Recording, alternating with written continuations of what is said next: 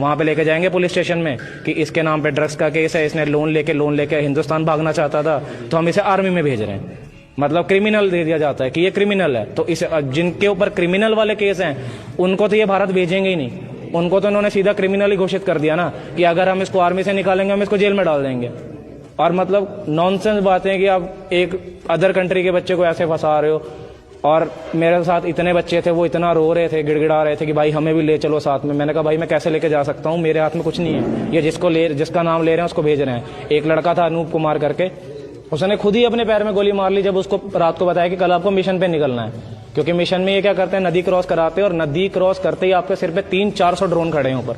कैसे बचोगे आप? अगर आपको एक फोन से भी वीडियो बन रही है तो आप बच जाओगे, पर 300-400 ड्रोन छोटी मोटी बात नहीं। और 300-400 ड्रोन, हर ड्रोन में 8 किलोग्राम का बम है। कैसे बचोगे आप? कोई ऑप्शन नहीं है आपके पास।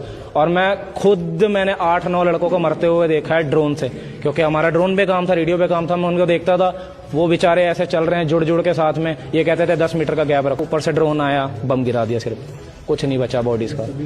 सभी इंडियंस हैं।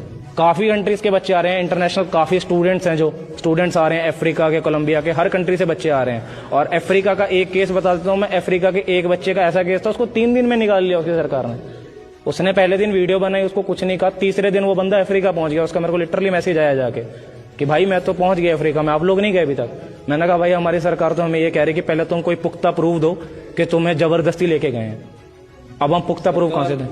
कर नहीं रही आप लोगों की सरकार कहां कार्रवाई करेगा? सरकार कार्रवाई कर रही होती है अगर आपकी इतनी मित्रता अच्छी है उनके साथ, रशिया वालों के साथ। पहली बात तो उनको ये काम ही नहीं करने चाहिए। हमें फेक डॉक्यूमेंट्स बना के दे रहे हैं, फेक डॉक्यूमेंट्स पे काम करवा रहे हैं, काम करवा के 2-3 महीने बाद सैलरी भी नहीं देंगे। सैलरी नहीं दी, उसके बाद क्रिमिनल का वो लगा के, चार्ज लगा के आपको सीधा ऑप्शन दे देंगे, या जेल चले जाओ, आर्मी चले जाओ। कैसे बचोगे आप? और अगर हम मीडिया से सपोर्ट मांगते हैं, इंडियन मीडिया से, जो भी ये बड़े चैनल है ना, जो हम कहते हैं कि हम रियलिटी दिखाते हैं, ये दिखाते हैं, उन्होंने मेरे को कहा कि आप इंटरव्यू देने आ जाओ, बट जो हम बोलेंगे वो आपको बोलना पड़ेगा।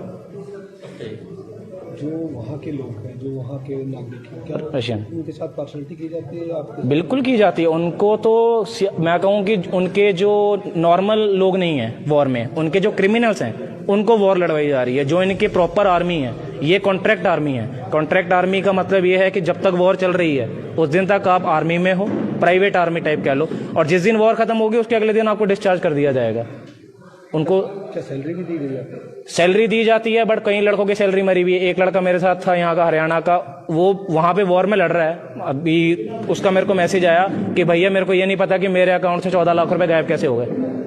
मतलब ये खुद ही बैंक अकाउंट बिना नंबर के तो बैंक